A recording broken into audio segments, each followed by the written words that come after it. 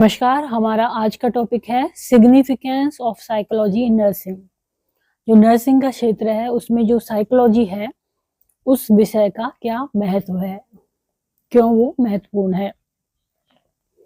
तो साइकोलॉजी का मतलब होता है साइक मतलब कि सोल एंड लोगोस मतलब स्टडी। साइकोलॉजी का मतलब क्या है? Study of soul.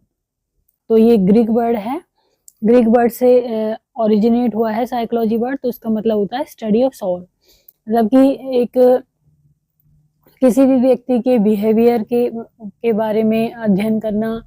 तो साइकोलॉजी से क्या होता है? It helps in understanding one's own behaviour. इससे हमें अपने खुद के जो बिहेवियर है उसकी अंडरस्टैंडिंग होती है, जैसे कि थॉट है, फीलिंग है, एक्शन है, उसके बारे में पता लगता है। इससे हमें दूसरे व्यक्ति की भी थॉट, फीलिंग और एक्शन का पता लगता है। It provide with better ability to communicate.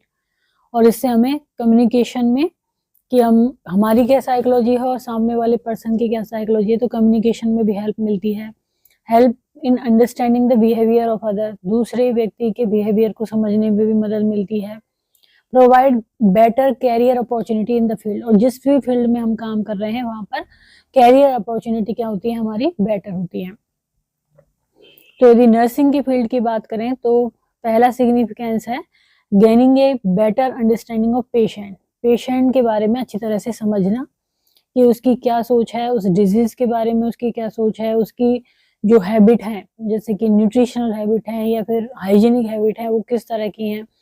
Psychology enables nurses to comprehend with mind to be cause of their patient action. उससे पता लगता है पेशेंट का एक्शन क्या होगा, उसकी फीलिंग क्या है, और ये सब चीजें क्या होती हैं? नर्सेस के लिए बहुत ही महत्वपूर्ण होती हैं। इस नॉलेज से क्या होता है? कम्युनिकेशन इंप्रूव होता है, ट्रस्ट बिल्डिंग होती है किस किस के बीच में? नर्सिंग पर्सन के बीच में और पेशेंट के बीच में। और ये जो चीजें हैं ट्रस्ट बिल्डिंग और कम्युनिकेशन, ये बहुत ही वाइटल हैं, जिससे कि पेशेंट की सेफ्टी इंश्योर होती है और उसका कंफर्ट इंश्योर होता है। जब वो ट्रस्ट करता है और अपनी चीजें कम्युनिकेट कर पाता है प्रॉपर तरीके से पेशेंट, तो वो उसके लिए क्या होता है? सेफ्टी और उसको कंफर्ट प्रोवाइड करता है। तो पहला तो हो गया gaining a better understanding of patient. दूसरा है taking care of mental health. Mental health की टेक केयर होना। Physical and mental wellbeing are equally important. यदि फिजिकल हम बोलें या मेंटल, दोनों ही बहुत इंपॉर्टेंट है। तो नर्सेज एज ए साइकोलॉजिस्ट क्या काम करते हैं? वो मेंटल हेल्थ प्रॉब्लम से रिलेटेड सिम्टम्स को वो आइडेंटिफाई कर लेते हैं, असिस्ट करते हैं पेशेंट को इन रिसीविंग केयर दे रिक्वायर। उनको जो भी केयर की जरूरत है उसके लिए असिस्ट करते हैं। Nurses are vital in promoting mental health. तो इसलिए मेंटल हेल्थ को क्या करते हैं? प्रमोट करते हैं। तीसरा पॉइंट है इसमें मैनेजिंग स्ट्रेस, तनाव को मैनेज करना। Nurses can improve their stress managing skill by learning some psychological tips, acquiring knowledge about techniques for relaxation। अपने स्ट्रेस को कम कर सकते हैं जो भी मेडिटेशन या रिलैक्सिंग टेक्निक, इस तरह से इन चीज़ों को सीख के और पेशेंट के स्ट्रेस को भी उनकी प्रॉपर अंडरस्टैंडिंग करके सही कर सकते हैं। Effective communication, good communication skill से क्या होता है? नर्सिंग कैरियर के लिए ये सक्सेसफुल साबित होता है। और psychology help in enhancing communication skill. और साइकोलॉजी से क्या है? कम्युनिकेशन स्किल बढ़ती है। हेल्दी और ओपन कम्युनिकेशन से क्या होगा? पेशेंट को ट्रस्ट होगा और इस तरह से पेशेंट का फियर खत्म होगा। बेटर कम्युनिकेशन से क्या होगा? Encourage patient to share important information. अपनी इंपॉर्टेंट इंफॉर्मेशन देगा, उसकी हेल्थ कंडीशन के बारे में एक्यूरेट डायग्नोसिस बताएगा तो उसका एक्यूरेट ट्रीटमेंट भी हो जाएगा। इसके अलावा फिफ्थ पॉइंट है इसका टीचिंग पेशेंट, पेशेंट को टीच करना। तो नर्सेज क्या करते हैं? एजुकेट करते हैं पेशेंट को कि उनको किस तरह से मेडिकेशन लेनी है, किस तरह से उनको घर पे अपनी टेक केयर करनी है। तो इससे साइकोलॉजी से उनको हेल्प मिलती है कि उनको किस तरह से पेशेंट को ट्रीट करना है।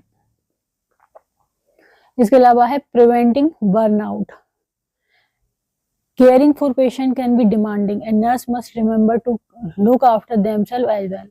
मतलब पेशेंट की देखभाल करते करते नर्सिंग पर्सन को खुद की भी देखभाल करनी होती है और उनको इससे एक तरह से उनकी ज्यादा काम होने की वजह से उनको बर्न आउट हो सकता है। लेकिन साइकोलॉजी क्या करती है, नर्सिंग स्टूडेंट की हेल्प करती है कि वो किस तरह से जो डिमांड है उनके वर्क का, उसके हिसाब से किस तरह से अपने आप के मैनेज करें, किस तरह से इमोशनली मैनेज करें, so that they can prevent burnout and continue performing their work by taking care of themselves.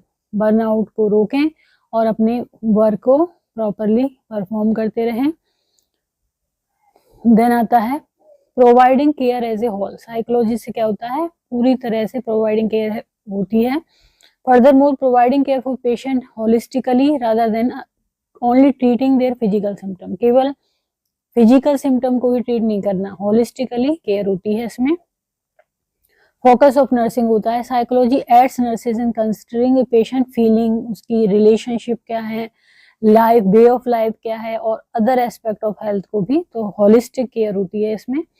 इसके अलावा स्पीकिंग फॉर पेशेंट, पेशेंट के लिए बोलना, and advocate for their patient, nurses fight for what's their is best interest. Nursing professional benefit from psychological understanding of ethics, ethics की जो understanding होती है, patient right advocacy, और उससे क्या कर सकते हैं वो इम्प्रूव केयर की तरफ उसके एडवोकेट कर सकते हैं और इंश्योर करते हैं पेशेंट को कि जो भी अवेलेबल ट्रीटमेंट है, अल्टरनेटिव्स हैं, जो भी ट्रीटमेंट के अल्टरनेटिव्स हैं उसके बारे में वो अवेयर हो। तो आज का हमारा टॉपिक था significance of psychology in nursing. तो यदि वीडियो आपको पसंद आता है तो इसको लाइक करें, चैनल को सब्सक्राइब करें, कमेंट करें और शेयर करें। Thank you.